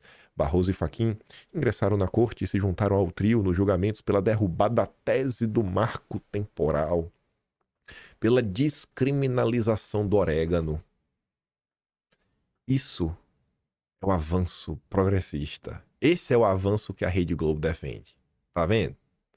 É o que a Globo quer? E a Globo quer manter esse cenário. A Globo tem medo que o sistema jurídico do Brasil mude. Aí ela vai. Depois ela até continua, o texto é longo, falando que Bolsonaro conseguiu fazer certo. O que deve ser feito? Encontrar alguém novo e ideológico. Aí ele coloca o papel do Mendonça. Aí termina falando o seguinte, ó, o que ocorreu nos Estados Unidos deveria acender um alerta sobre o cenário que se avizinha para o Supremo. ainda que a eleição de hoje seja uma bancada de senadores majoritariamente conservadora, seja considerado provável, mesmo dentro do PT, é o que ele diz, relaxa aí. Como é que vai dar uma bancada mais de direita, né? Aquela direita Ciro Nogueira. A tendência é que muitos nomes sejam ex-governadores e figuras ilustres do Centrão, cujas biografias não servem de incentivo para enfrentar aqueles que julgarão seus processos. Mas se o foro privilegiado cair, né? Aí também as coisas podem mudar. Mas se a trilha para o impeachment é acidentada, a indicação presidencial de nomes ao Supremo é uma avenida expressa. Há 131 anos, um presidente não vê seu nomeado para o tribunal ser rejeitado. Aí o que é que você tem que pensar em cima desse texto? É fácil de entender porque a Globo apoia Lula. Porque o perfil das pessoas que Lula vai indicar mantém tudo como está. Mas e quando a Globo apoia um governador democrático? Quando um governador democrático passa a ser aceito e muitas vezes até já começam a questionar se esse governador democrático já é mais preferido pela Globo do que Lula. Uma pergunta que deveria ser feita a Zema, Caiado, Tarcísio, Ratinho Júnior. Qual tipo de ministro do Supremo? Qual o perfil que eles buscariam ao indicar? Porque se eles forem presidente, eles não tem que indicar 3. Que tipo? E seria também interessante a gente olhar, né? Quem eles indicaram para os tribunais dos seus estados quando a vaga foi aberta? Teve alguém que se deixou influenciar e, sei lá, indicar alguém aliado, sei lá, de pessoas que a direita tem total repúdio? Perguntas incômodas e que às vezes a resposta existe e se você for atrás você vai ficar ainda mais incomodado. Mas eu não vou dividir a direita. Não agora. Me dá mais 10 minutos. Tentar falar de uma forma mais leve. Mais leve. Para não se irritar logo, cedo. Mas vocês estão entendendo o ponto, né? Aí ontem, o Igor Gadelha veio falar que o plano de Moraes é mandar Bolsonaro cumprir pena na Papuda. Viva a democracia brasileira. Moraes planejou ordenar que Bolsonaro cumpra pena no complexo da Papuda. Inicialmente, especulou-se que Bolsonaro poderia cumprir pena em uma unidade do Exército, né? Bolsonaro é militar da reserva ou em uma sala na superintendência da PF. Fontes graduadas do judiciário próximas a Moraes garantem, porém, que o ministro já indicou que inicialmente ordenará que Bolsonaro cumpra a pena em uma cela especial na Papuda. Segundo essas fontes, a sala que chegou a ser preparada pela PF em Brasília seria apenas para o caso de Moraes decretar prisão preventiva de Bolsonaro em regime fechado antes do julgamento. Integrantes da cúpula da PF admitem que, a rigor, o Código de Processo Penal prevê que autoridades fiquem reclusas em unidades especiais apenas em casos de prisão cautelar. O plano do ministro, de acordo com aliados, é também mandar para a Papuda outros condenados no inquérito do golpe, criando o que aliados do ministro chamam de ala golpista. Só um milagre ou uma crise grave de saúde tiram Bolsonaro da Papuda após o julgamento definitivo, disse a coluna um ministro com acesso direto a Moraes, né? A crise grave. Não vai falar que tá com soluço aí, não consegue falar direito, não consegue dormir direito, tá com dor, sei lá, tá com problema na perna. É assim, sei lá, aí se morrer, tá morrendo? Tá. Se estiver morrendo, aí você pode ir pro cemitério. É isso aí, Bolsonaro. E peço vocês, gente, por favor, não cobrem o Tarcísio, sabe? Falar sobre isso, porque ele é governador de São Paulo. Ele não pode ser. Ele vai fazer o quê? Ele vai fazer o quê, né? Ele só pode cuidar de São Paulo. Governador tem poder de não. Não sei nem pra quem elege governador. A gente vai falar do Zema também. Do Caiado não espero nada. Do Ratinho Júnior, muito menos. Do Zema eu já falo. De acordo com fontes do alto comando do Exército, apesar de Bolsonaro ser capitão da reserva, não há obrigação dele ser preso em unidade militar. A decisão segundo a força cabe ao juiz do caso. Lavei as mãos, né? Olá, salve, salve Pôncio Pilatos. Outros ex-presidentes tiveram um tratamento diferente. Aí o próprio Igor Gadelha lembra, né? Lula, por exemplo, ficou detido na sala na superintendência da Polícia Federal de Curitiba. Mas Lula é Lula, né? Lula é Lula. Né? Tinha até a Janja lá visitando ele. Bolsonaro é Bolsonaro. Michel Temer, por sua vez, ficou preso inicialmente na sede da PF em São Paulo, depois foi transferido para o Comando de Policiamento de Choque da Polícia Militar. Já o Collor chegou a ser enviado para um presídio comum em Maceió e só depois foi autorizado a ir para a prisão domiciliar. Maravilhoso, né? Esse é o Brasil. Isso é tudo que está sendo feito com o Bolsonaro. Aí você se pergunta, e aí, velho? O que é que está sendo feito? O que está sendo feito é o seguinte, eles estão falando para Bolsonaro ter paciência, aguentar um pouquinho, indicar o Tarcísio, porque Tarcísio é essa única opção. E aí Tarcísio vai dar o indulto, né? E se o indulto depois for cancelado, como você pega o próprio caso do Daniel Silveira, o Tarcísio vai falar, firme a parte, né? O que eu posso fazer? E ele vai reclamar que a democracia brasileira não tá boa. Não tá boa, né? E, pelo amor de Deus, né? Não vamos esperar mais do Tarcísio, rapaz. Porque ele só vai ser presidente. Quer que ele faça o quê? Ele só é presidente. Aí você tem que cobrar o Senado. Mas vamos lá.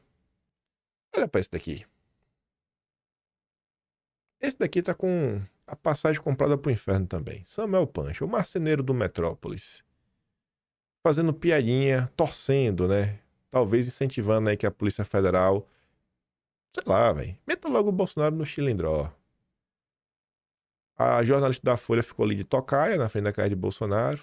Aí ele abriu o portão, botou ali o pé, né? Aí o Samuel Pancha tá falando, temos que investigar. E aí? Será que ele cruzou ou não cruzou a linha? Será? Cruzou ou não cruzou? Aí o canal Contra a Narrativa diz, né? Nunca se esqueça, todo regime autoritário precisa de seus palhaços de plantão. Os idiotas úteis que batem palma para o tirano. Sempre existiram, né? Na Alemanha...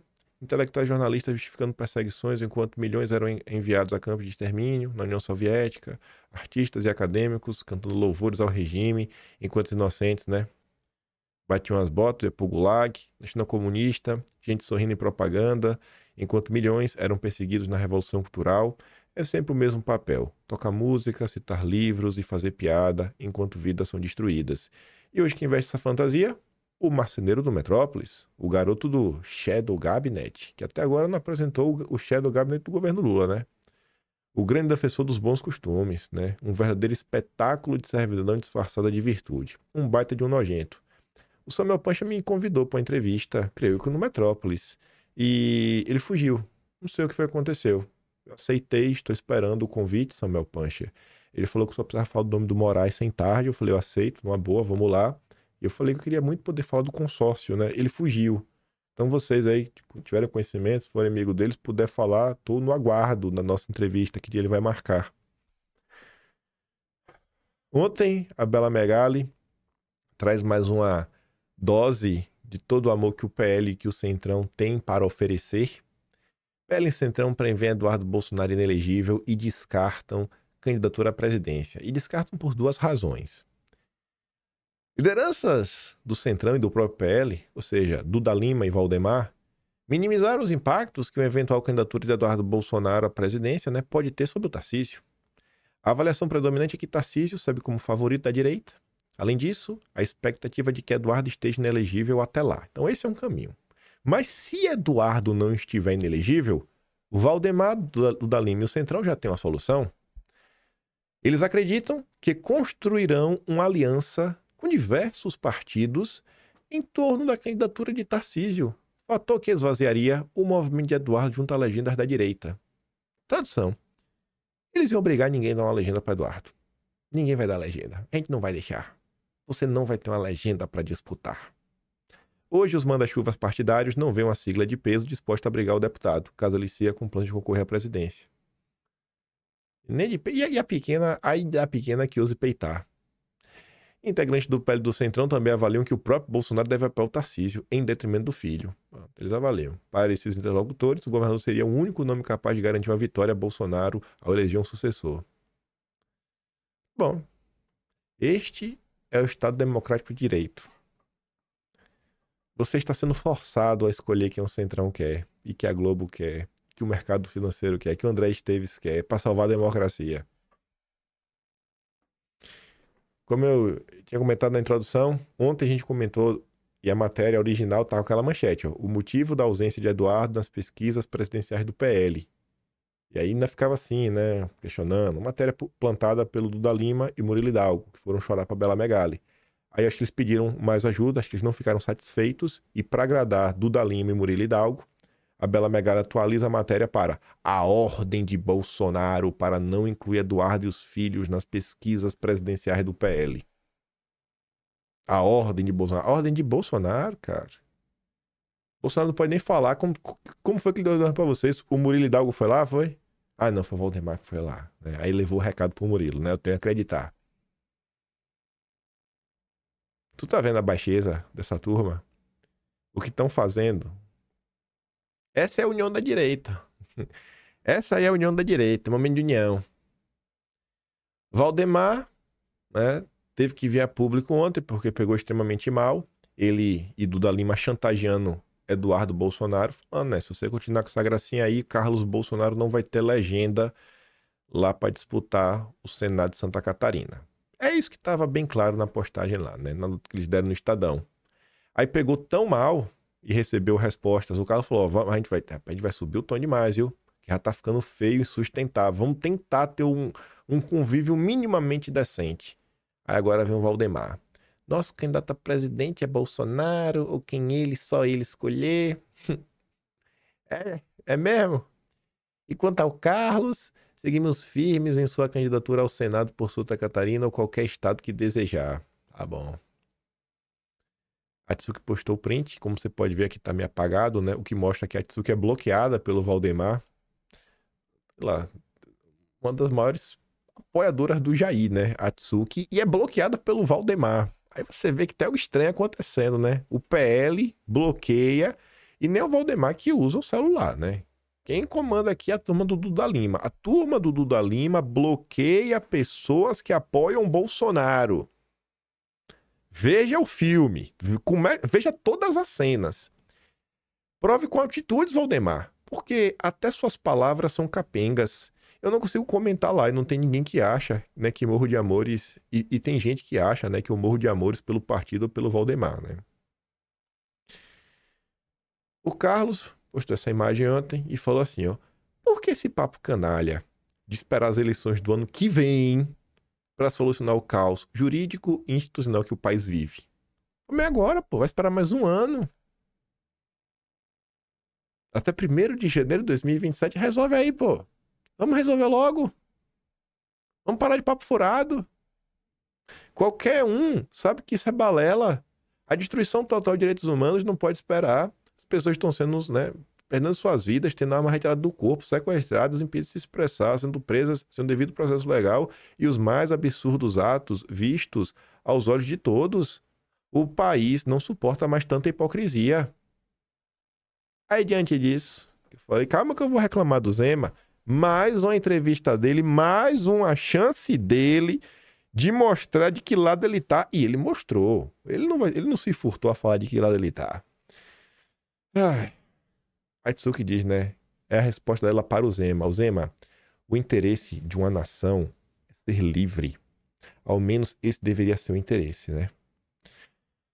Vejo que a Andresa Matais pergunta e o que o Zema responde.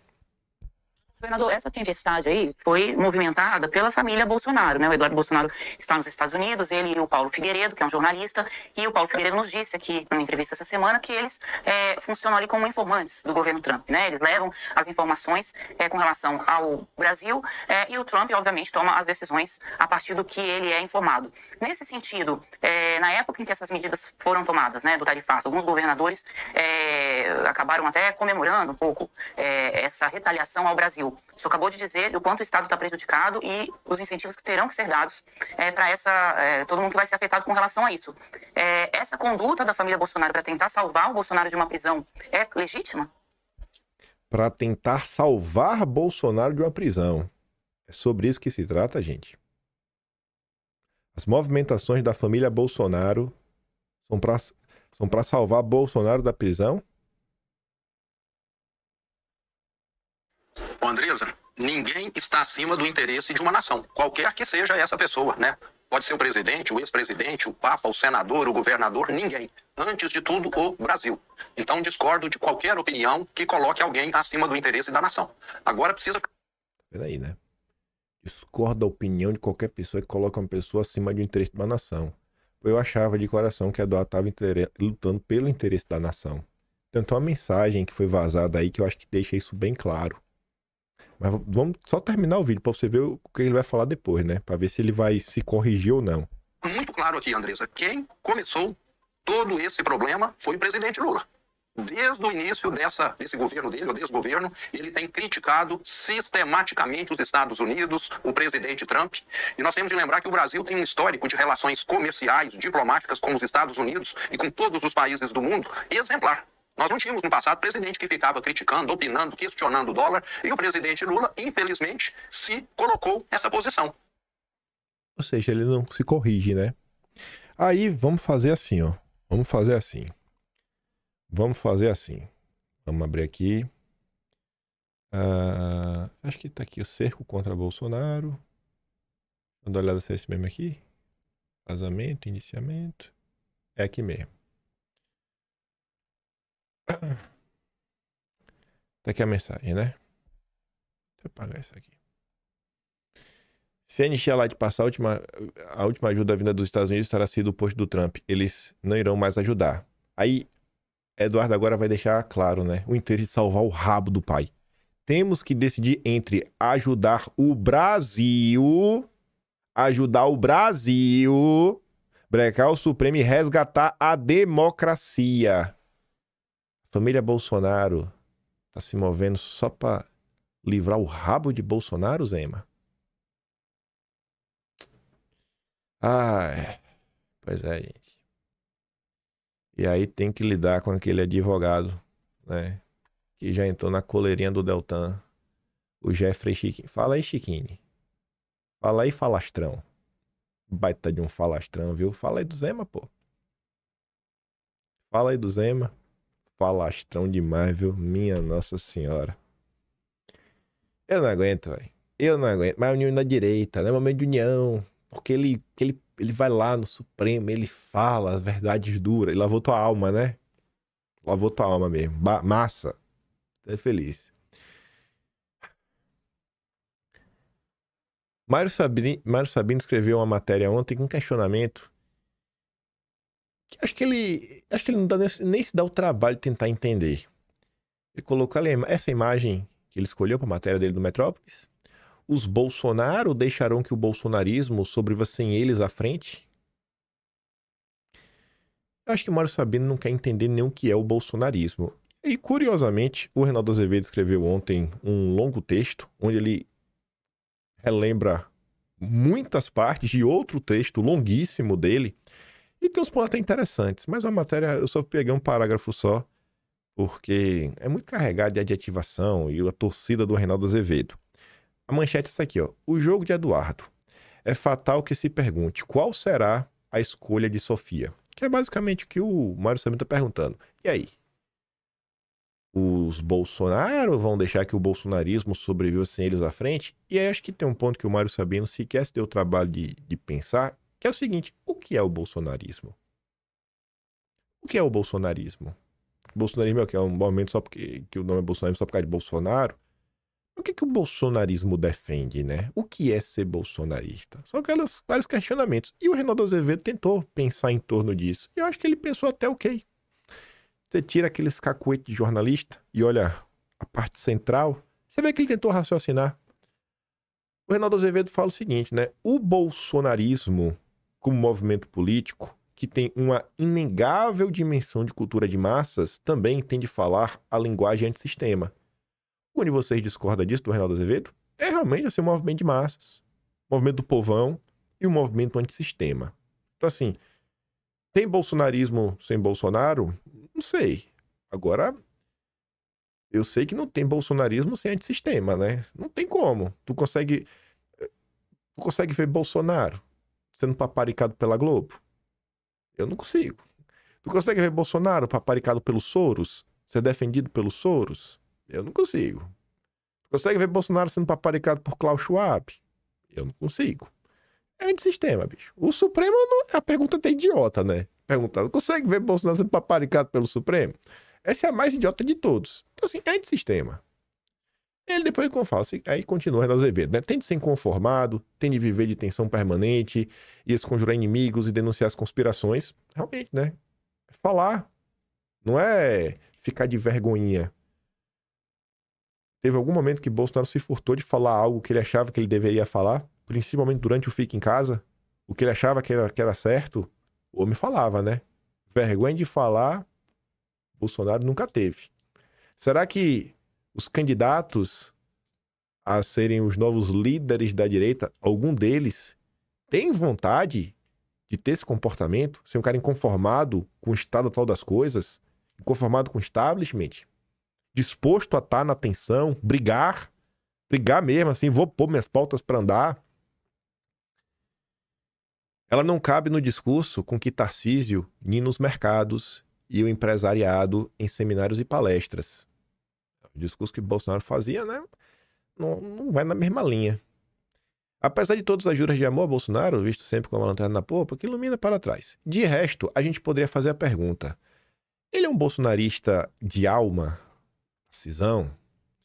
Aí o Reinaldo Azevedo vai lá e fala, né? Responda assim: o fundo das suas consciências eu pertence, como me dizia um professor católico, sei que a história me informa, você viu antes do governo de um tempo, blá, blá, blá. Independente disso, aí vem. Selo ou não selo, deixa de ser a questão. A expectativa de parte considerável da direita, que o quer candidato, é que seja ele a conduzir um bolsonarismo sem Bolsonaro. Mais ameno, mais amigável, que faça algumas concessões, que não aposte sempre no tudo ou nada, em impasses institucionais, que não sonhe com a eliminação do adversário. E aí vem outra questão, esta sim é relevante. Isso ainda seria bolsonarismo? Isso ainda seria o bolsonarismo? Movimento sim, minha boa, que não é tão antissistema. Aí tem a resposta do Mauro Sabino, né? Os bolsonaristas deixam com o bolsonarismo. Cara, isso não é bolsonarismo. Isso não é bolsonarismo. Me perdoa.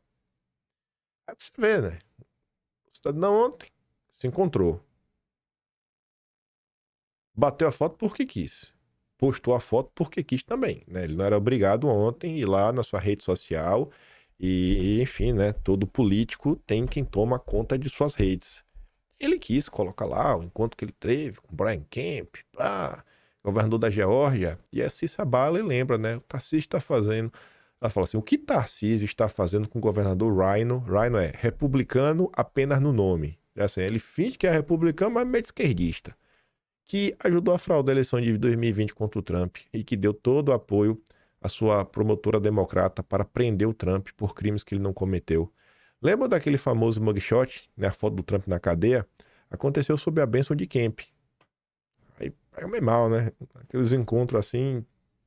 E a assessoria de comunicação talvez não tivesse postado na rede social. Aí a Atsuko foi lá e comentou e reclamou da foto. Aí por conta da reclamação que ela fez, né, dessa foto, uma pessoa falou para a Atsuko assim, ó, eu realmente não entendo o ataque coordenado da direita sobre um amigo e aliado de Bolsonaro. Está seguindo fielmente o script de manipulação do regime lulopetismo encabeçado pelo Zé Disseu, inúmeros pois da direita atacando a direita, aquele papo maluco de sempre, né, de união de direita. É, Tsuko fala assim, ó, cara, eu também não entendo de onde vem sua afirmação de ataque coordenado. Passou pela tua cabeça que as pessoas têm um limite, sabe? As pessoas podem estar chateadas, que as pessoas podem ter expectativas, e quando essas expectativas não são cumpridas, as pessoas perdem a paciência, chutam o pau da barraca. Eu fico de cara, sabe?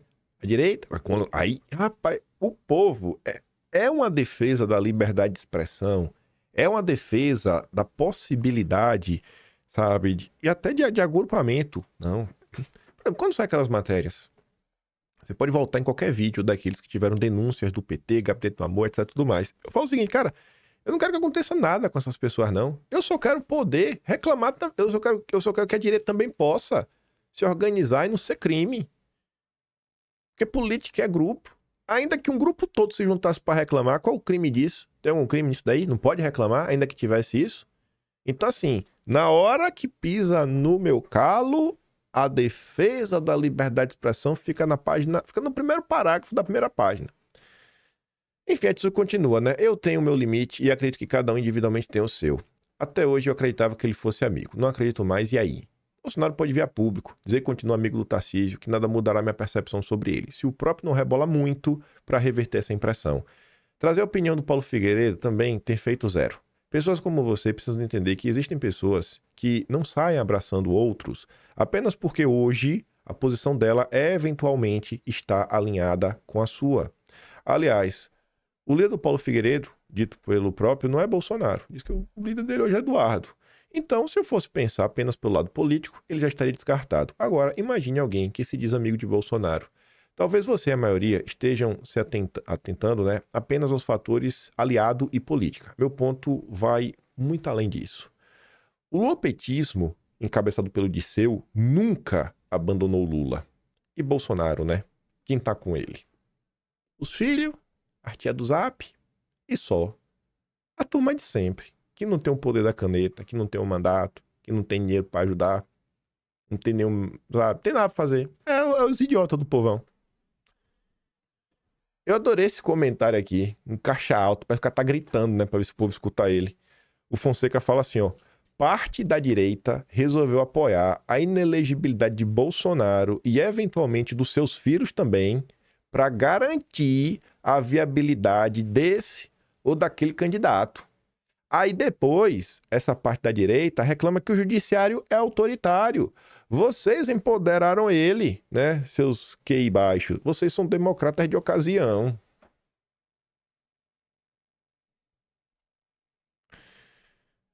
Como Eduardo virou uma figura de poder capaz de influenciar a Casa Branca. Siga seu trabalho, viu, Eduardo? De fritador de hambúrguer ao cara capaz de influenciar a Casa Branca, né? Caramba. Mas, bom mesmo são os governadores democráticos. Ah, Jesus. E você tem que aceitar isso na maior normalidade do mundo. Aí você fala, é isso, aquilo, outro, você é passapanista lá, é bolsonarista. Sou bolsonarista mesmo, irmão. É isso aí mesmo, bolsonarismo. Não tenho vergonha nenhuma disso. Tenho orgulho. Vocês tinham que ter vergonha da oposição de vocês. Mas vamos lá. Olha pra isso daqui. Fique com inveja. Como é bom ter um presidente, né? Tu consegue ver algum governador democrático fazendo isso? Trump ameaça processo. Olha, veja a sacanagem. Em novo cerco a Jorge Soros, filantropo que é alvo da direita. Oh, meu Deus, um pobre filantropo. Já o valor econômico vai além. Trump ameaça punir Jorge Soros e filho com lei antimáfia. Legislação prevê punição a indivíduos acusados de coordenações fraudulentas e extorsivas dentro de empresas. O acrônimo é RICO, RICO, né? Aí, essa é a postagem. Soros e o seu maravilhoso filho, um esquerdista radical, deveriam ser acusados de rico por seu apoio a protestos violentos e muito mais em todos os Estados Unidos da América. Não vamos permitir que esses lunáticos destruam a América novamente, nunca dando a ela a chance de respirar e ser livre. Soros e seu grupo de psicopatas causaram grandes danos ao nosso país, e isso inclui seus amigos loucos da Costa Oeste. Costa Oeste é aquela região da Califórnia, né? Cuidado, estamos de olho em vocês. Agradecemos a atenção. É isso aí, velho. Eu tava passando no Twitter e aí eu vi o Cauã postando isso daqui e depois eu vi uma postagem que o Cauã tinha me enviado, eu fui atrás do Olavo. E eu fiquei pensando, né? Se o Olavo tivesse vivo atualmente, o que ele iria falar? Eu lembro que na eleição em 2018, tinha uma galera que ficava de papo furado de Amoedo, não, porque Amoedo é um gestor melhor e tudo mais. A mesma galera que falava que Amoedo era um gestor melhor, hoje, com certeza, tá aí apoiando algum governador democrático, né? Isso é óbvio. E eu lembro de Olavo falando da burrice dessa gente. Cara, o candidato é um só, é Bolsonaro e acabou. Enfim, eu acho que o Olavo sempre soube pensar, né, diante de fatos concretos da realidade. Observar as coisas e não ser um torcedor maluco. Aí vendo o que o Trump tá fazendo agora, olha essa postagem aqui do Olavo.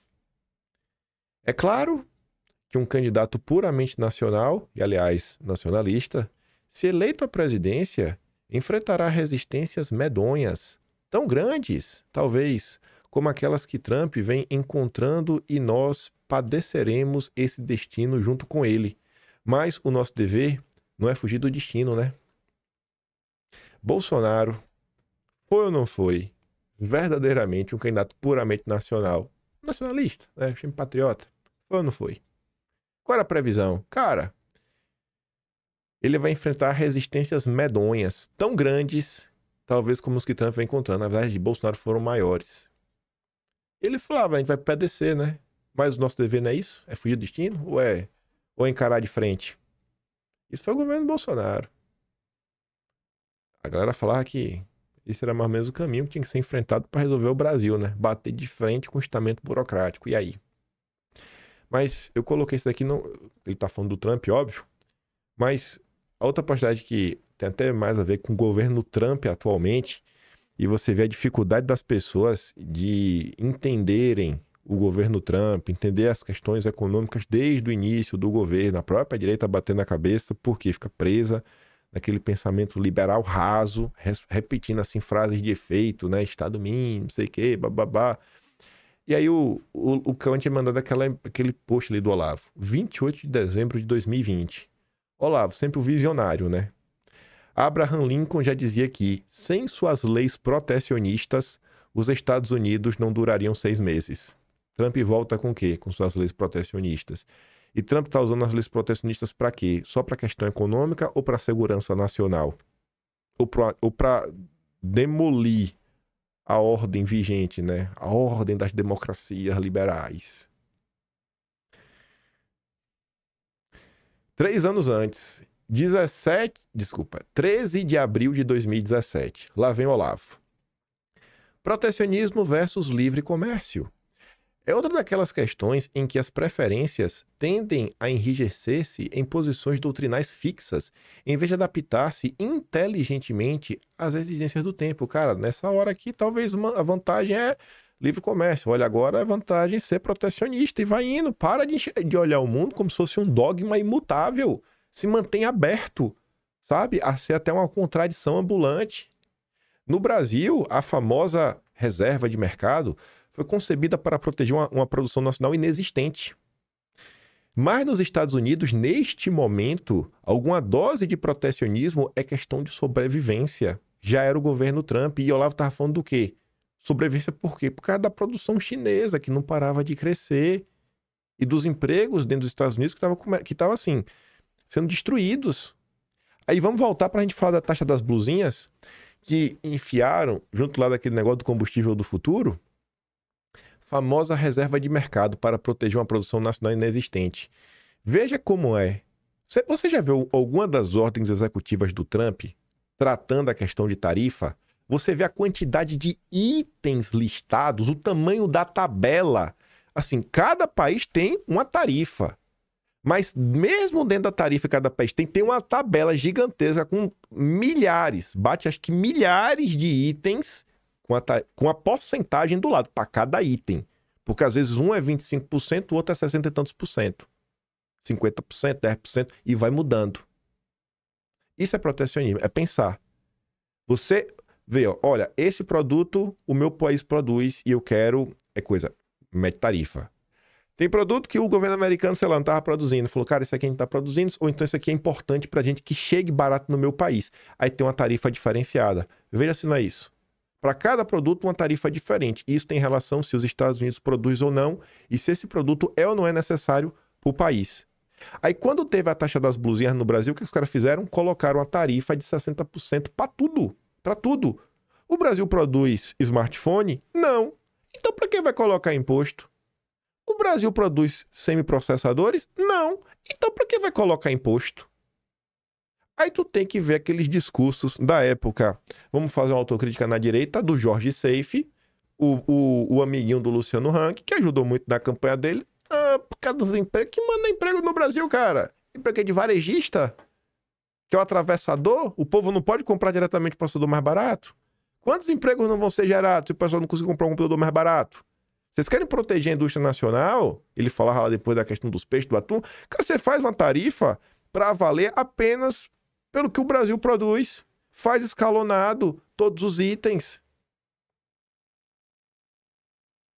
O Olavo não tá mais vivo aqui, né? Não quero ser o porta-voz dele, não, né? Longe de mim que almejar esse cargo. Mas, pelo amor de Deus, pô. Olha o mundo que tá acontecendo. Olha os rumos da direita brasileira. Aí eu continuei dando um bisu no que o Olavo falava.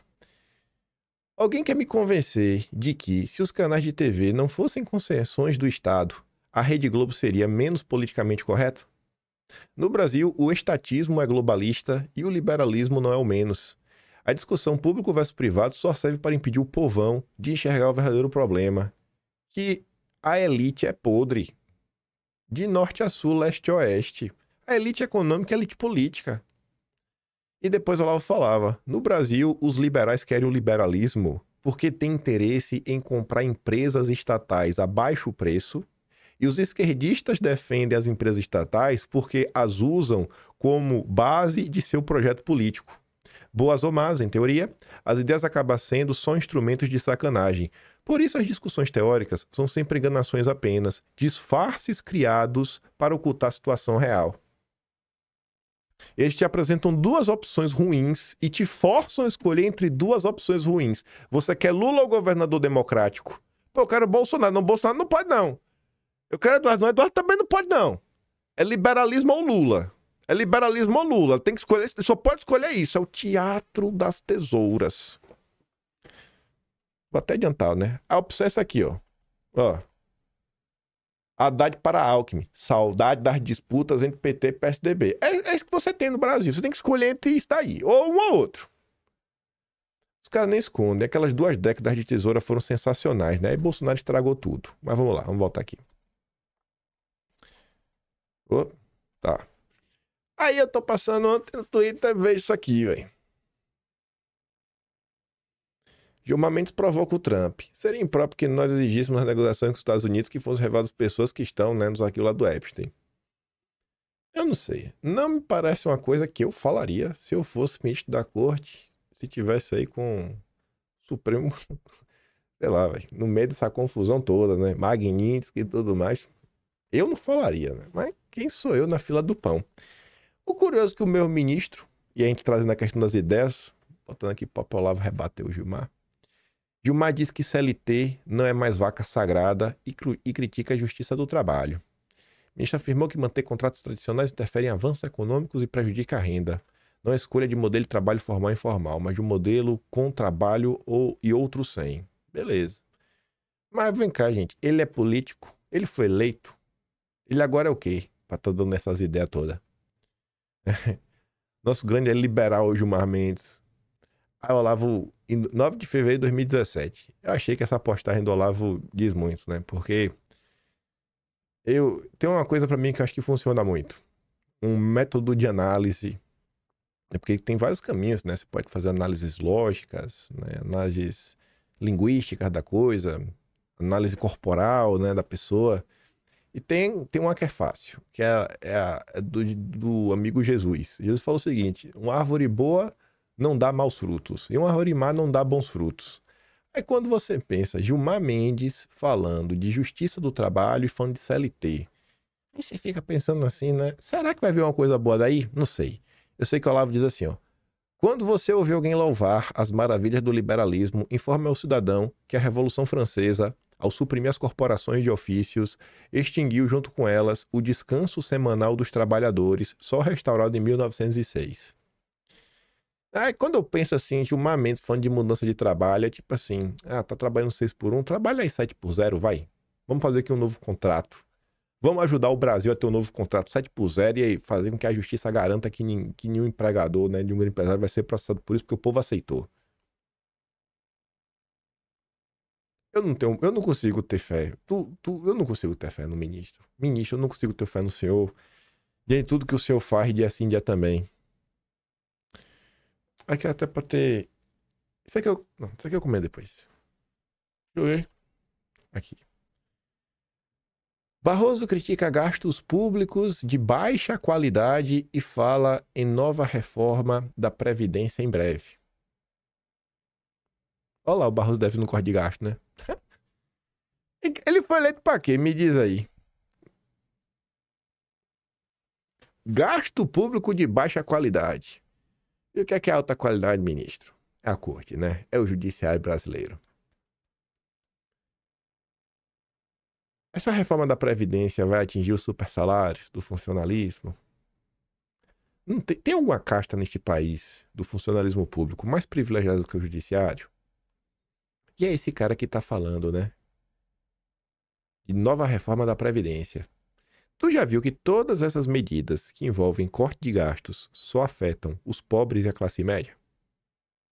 Tu já percebeu que tem esse padrão? É um padrão, né?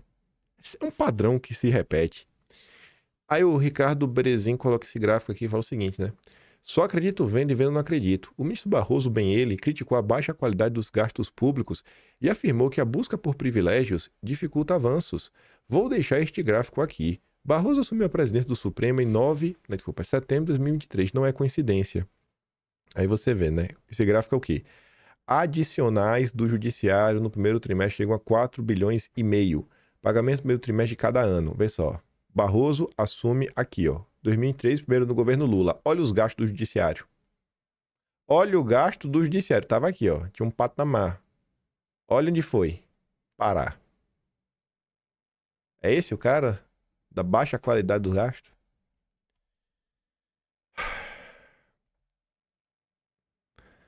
E ele, o meu patrão, um dia vai ser, viu? Um dia eu vou trabalhar pro Dedé. Fé em Deus, ele vai abrir um escritório aqui, pro seu faxineiro dele. O Brasil é um dos poucos países que mantém relações com todos os grandes blocos, né? Nós fazemos negócio e somos receptadores de investimentos de forma significativa da China, da Europa, dos Estados Unidos, do Middle East, dos nossos vizinhos. E isso é uma qualidade. No mundo que nem todos podem investir em todos os lugares, a gente ter aqui no nosso país um lugar que tem escala, tem mercado consumidor, tem regras que são claras. Regras.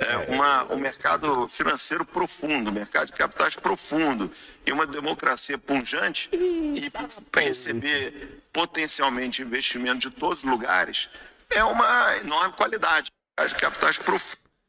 Uma democracia pujante, com regras. O curioso é que o próprio Dedé reclamou por Gilmar Mendes quando as contas da Starlink foram bloqueadas por causa do Twitter, né? Eu não sei em qual pedaço da regra estava escrito isso, né? Temos regras, né, Dedé? O pior que eu fico com medo de falar isso, Dedé não me contratar mais. Ô, patrãozinho, meu patrãozinho, não faz isso comigo, meu patrão. Eu vou trabalhar pra esse homem um dia, velho. Vai ser meu patrão, chamou meu patrão. Ô, meu patrãozinho, dá um beijo nesse cara. Nossa senhora, velho. Eu amo esse cara, velho. Esse cara é show demais, né? Maior brasileiro vivo hoje. Ele e o Joel Batista. Podia trabalhar pro Joel Batista também, hein? Eu gosto de uma carne. Tem JBS aqui perto de casa. Dá pra ir dirigindo, hein? Joesley, você tá perdendo uma oportunidade, viu? De eu te chamar de patrão. Essa é a democracia pujante aqui, ó, do Dedé. O Galípolo lá no evento da Globo. A Globo produziu um evento, lembrando que até o Galípolo teve um evento fechado, né, pra imprensa. A imprensa não pôde cobrir, com o chefão da Globo, né, o filho do Roberto Marinho, e o chefe da parte de lobby da Globo, né, o Tonei. Mas enfim, tá lá no evento da Globo falando que a Selic, não se preocupe, você aí que tá bilionário e tá com medo da Selic cair, fique tranquilo. Você vai continuar ganhando aí 15% aí na mamata. Vai continuar alta por um período prolongado. Ainda usou o perfil oficial aqui do Banco Central para reforçar, né, todo esse ponto aí. Grande Galípolo, grande Galípolo, grande Galípolo. Tem outras portas ali do Olavo que eu separei, mas nem era para comentar no vídeo hoje. Ele colocando aqui algumas coisas para fazer algumas provocações. Mas diante desse cenário que a gente vive aqui no Brasil hoje, né? 2 de junho de 2016. Eric Vogelin diz que na Alemanha o apelo à raça surgiu como substitutivo de uma identidade nacional inexistente e fez sucesso justamente porque parecia preencher uma lacuna. Mas é impossível ver uma unidade nacional fundada na pura biologia. No Brasil, uma unidade nacional pareceu emergir em 4 momentos da nossa história. Guerra do Paraguai, governo Vargas com a Segunda Guerra, campeão Petróleo é Nosso, promoção governamental do Rio de Janeiro, símbolo condensado do país, e os movimentos de protesto a partir de 2015.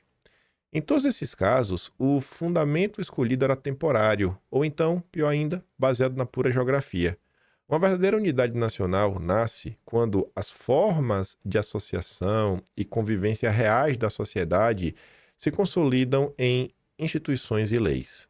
como o senso comunitário da América colonial se consolidou na Declaração da Independência, na Constituição e no Bill of Rights. Ou como na Inglaterra, as relações tradicionais entre o povo e o gentleman farmer se consolidaram nas formas do direito consuetudinário.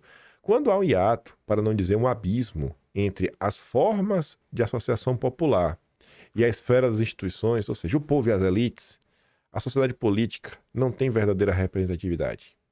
Acho que ninguém se sente representado por ninguém hoje que está na política, né? Assim, jeito de falar. Óbvio que tem um deputado que tu votou, mas a política mesmo, em grande parte, tu sente um asco. Enfim, a sociedade política não tem verdadeira representatividade, vive de fingimento em fingimento e de crise em crise, até que apareça algum substitutivo forçado da ordem faltante. Por exemplo, umidade superior, do mero senso de propriedade territorial ou o nosso petróleo. Agora no Lula é nossa soberania nacional, né? Do Lula. Se por seu lado, as formas populares de associação são toscas e não fornecem base suficiente para uma ordem institucional fundada nelas, do outro lado, né, o problema se agrava formidavelmente. E o país segue aí. Essas elites estão conseguindo unir alguma coisa? Quanto mais eles falam de despolarizar o país, mais eles racham a sociedade, mais o PT segue perseguindo, mais a direita luta para conseguir sobreviver. Esse é o Brasil que a gente vive, né? Resumido aqui no Haddad. Saudade das disputas entre PT e PSDB, que o povo tudo era burro, o povo não sabia o que acontecia, o povo acreditava que tinha até uma disputa de lados iguais. Só para terminar o vídeo de hoje, eu fiquei pensando, coloco ou não coloco? Eu com medo de ficar parecendo que tô me autoelogiando, mas, sei lá, acho que a coisa como eu tenho que pelo menos agradecer, né? Então, assim, pô, muito obrigado aí, Eduardo. De coração mesmo, fico muito feliz mesmo. Ele falou, pô, nasci nos anos 80, cresci vendo meu pai parar tudo para assistir o Jornal Nacional, mas faz muito tempo que essa rotina mudou. Trocou esse hábito da TV pelas redes sociais. Atualmente, quem quiser se informar, recomendo muito assistir diariamente o Kim, o Paulo Figueiredo, bota aí no celular e vai pro trabalho escutando, vai clarear muita eventual incerteza na sua cabeça. Então, poxa, fiquei muito feliz mesmo, Eduardo. Muito feliz mesmo, tá? Fiquei mesmo, velho. Feliz, sabe? Sinto aí que isso me agrada muito, esse tipo de coisa, né? Valeu mesmo. Obrigadão aí. Obrigado vocês também. Tá aqui sempre. Óbvio. E é isso. Esse é o Brasil. Esse é o Brasil que nós vivemos. As outras postagens que tá aqui, eu quero abordar depois com calma. É pra falar se não vale a pena, assim... não pra falar assim, vale a pena, porque sempre vale a pena. Mas são provocações pra mostrar o seguinte. Como a gente não conhece a nossa própria história. Eu tinha colocado aqui, mas eu não sabia se o vídeo ia dar tempo de comentar, eu tinha olhado o horário, mas, por exemplo, a última postagem que eu ia fechar, ela tinha conexão com com essa do Barroso, que ela falava assim, ó, o Brasil é um país tão esdrúxulo que o único passo para a criação da base burocrática essencial para a democracia foi dada por um ditador, Getúlio Vargas, quando criou o DASP, Departamento de Administração e Serviço Público, celeiro de burocratas de alto nível. Aqui parece um burocrata de alto nível ou de baixa qualidade? Eu não faço a mínima ideia do que foi o DASP. Depois eu lá vou falar assim, ó, em matéria de analogia inversa, nunca vi melhor que a comparação entre Getúlio Vargas e Lula. O primeiro foi um vagabundo, um FDP, né? Mas criou a Petrobras. O segundo também, só que destruiu. É quase a mesma coisa, né? Então ele consegue, você vê, ó, o Olavo é extremamente crítico, ó, vai em diversos pontos, mas ainda assim ele consegue apontar, aconteceu isso, isso, isso e isso. E eu acho que é aquela provocação que eu gosto de fazer com vocês, que é a seguinte, a gente não conhece a história do nosso país. A gente não conhece a história do nosso país, a gente precisa conhecer a história do nosso país. Esse país não foi criado do nada. As poucas coisas que funcionam, a gente deveria minimamente tentar entender, né? Cara, como é que surgiu isso? Como é que conseguiu tirar algumas coisas do papel?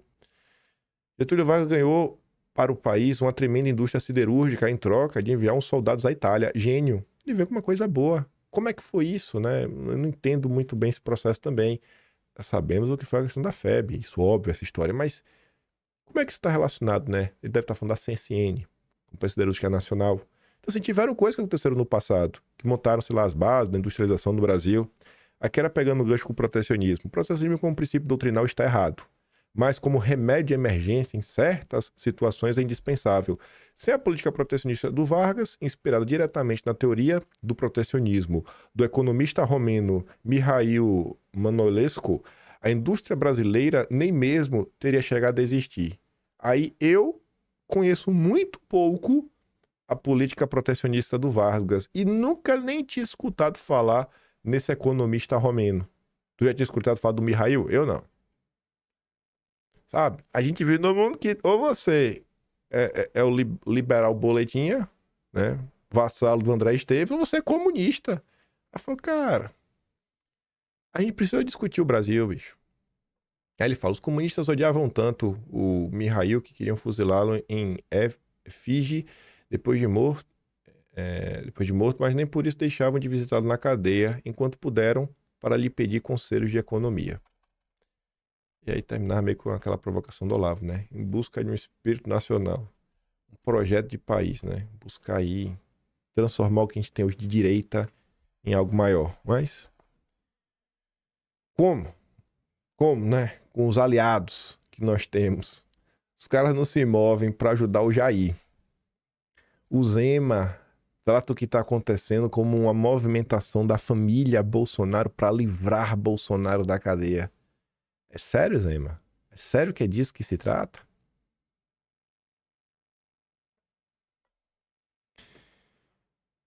Eu vou mandar o vídeo do Dedé. Foi o único que eu dei play hoje, né? Ah, não, do Zema também. Eu vou mandar o Dedé do Zema lá no Telegram. Se gosta do meu trabalhinho, quiser dar um pouco mais, pessoal no canal, tem um Tony Valeu, tem um Patreon na descrição e tem um Atlas Brasileiro. kimpai.com.br. Vejo vocês amanhã e fiquem com aquele grande beijo, abraço, tamo juntos. Valeu, meus amigos. Fui.